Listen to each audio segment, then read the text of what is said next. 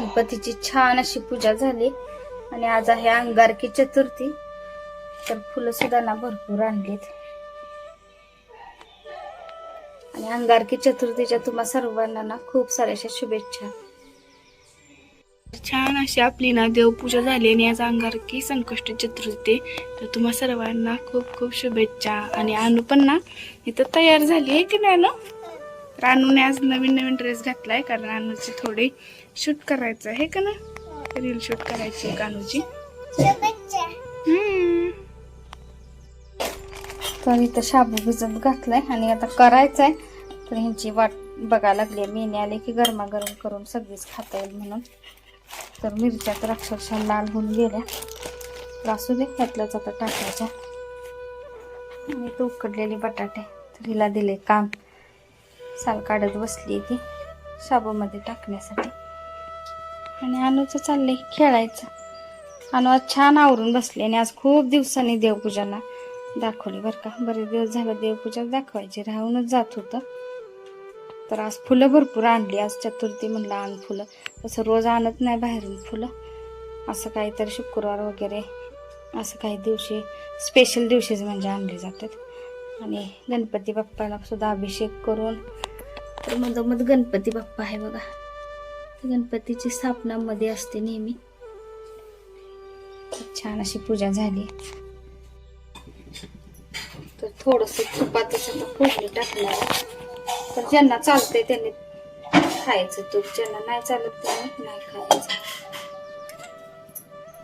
तर भगर टाकली फोडणी मी, थोडेसे जिरे आणखी मिरच्या टाकल्यात आणि आता फोडणी टाकायची त्याच्याबरोबर. आता अगदी थोडीशी आहे, तर माझ्या पुरती साबू खाऊन लय पित्ताचा त्रास होते म्हणून मी तर अक्षरशः उपवास करणं बंद करून टाकले सगळं. पण आता काय थोडीशी ना तुपात आता भाजून घेते. मीठ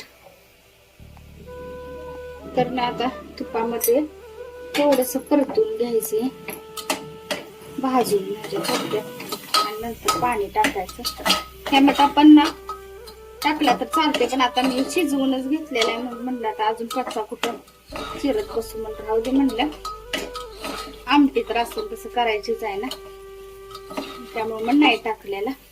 तर यामध्ये शेंगदाण्याचं कूट बटाटा टाकून फोडणीची भगर नुसती जरी खाल्ली तरी चालते. आता मी बाकीचं काय नाही टाकणार, फक्त तेल आणि जिरे. आणि आता यामध्ये पाणी ओतायचं.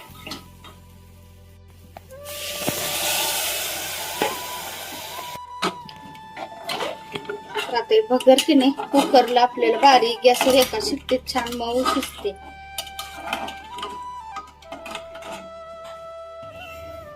भगरलीला तर आता टाकले फोडणी, कुकरला होते. शेंगदाण्याची आता आमटी करणार आहे, तर असं ना मी आता अशी पद्धतीच माझी आहे पद्धत. तर यामध्ये की नाही तांबडं तिखट पण टाकायचं, पण आता तांबडं तिखट नाहीये, संपलंय. मग मी काय करणार, फोडणीत मिरच्या टाकणार. आता ह्याला लागतंय तेवढं मीठ टाकायचं. आणि आता ह्याला फिरवून घ्यायचं आपण मिक्सरला थोडस पाणी टाकून. ना बारीक करून घेते मिक्सरला पेस्ट.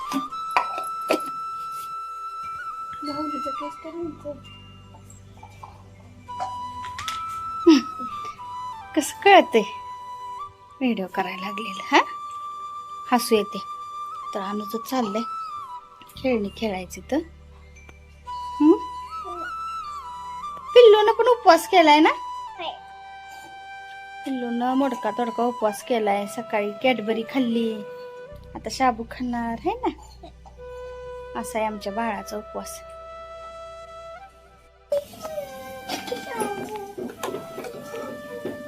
चला आता आमटी टाकूया फोडणी.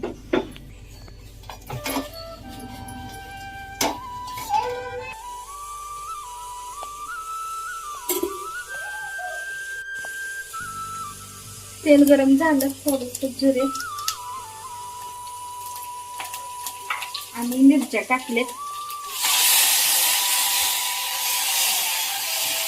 तर शेंगदाण्याचं जे बारीक केलं होतं ना ते सगळं आता टाकले. यामध्ये थोडं पाणी टाकायचं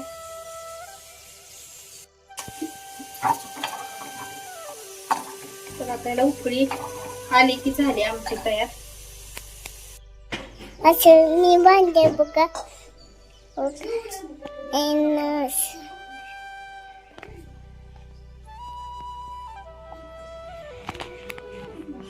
कंट गादी काय नको काय आता शेंगदाणे भाजायचे का तर कूट एकदमच कमी आहे शाबूला. त्यामुळे आता भाजून जरा कूट करते. आणि इथं आमटी आपली अजून उकळली नाही. आणि ह्यामध्ये ना उकडलेला बटाटा मी नंतर टाकला. हे बघा थोडासा टाकलाय, थोडा शाबूला ठेवलाय.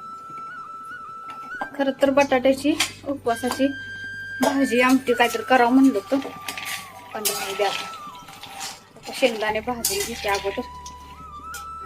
आणि आपले शाबूचे पापड तळायला काढले थोडेसे. तर शाबूच्या म्हणजे तर 4 पापड्या तळून मग शाबू करायचा. शेंगदाणे भाजलेलीच कढई आहे, त्यामध्येच तेल टाकले.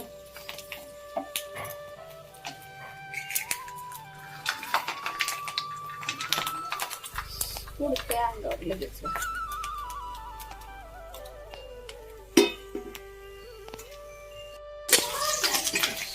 तेल तापले चांगले. मिरच्या टाकलेल्या आहेत आणि ह्याचा बटाटा, थोडासा बटाटा ना तेलामध्ये परतते. आता बटाट्यावरतीच असं मीठ टाकायचं. तर शेंगदाण्याचं पण कूट करून घेतलं. तिथं थोडं राहिलं होतं, त्यामुळे मग म्हणलं आता कूट करून घेऊया. शाबू मध्ये ना मिक्स करून घेते आता.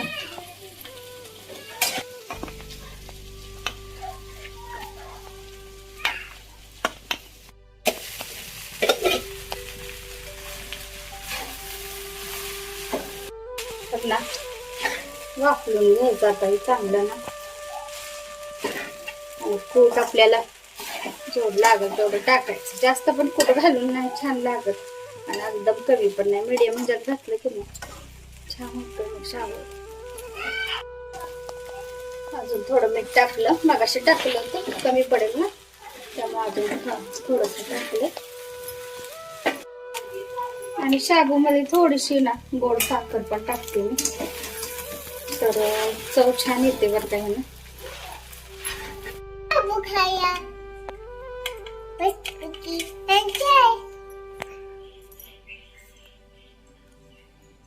या शाबू खायला मस्त पैकी म्हणते आला. तर आता शाबू वगैरे सगळं झालंय. तर आले आत्ताच. तर आता फराळ आम्ही करतो. आणि आजचा ब्लॉग कसा वाटला नक्की सांगा.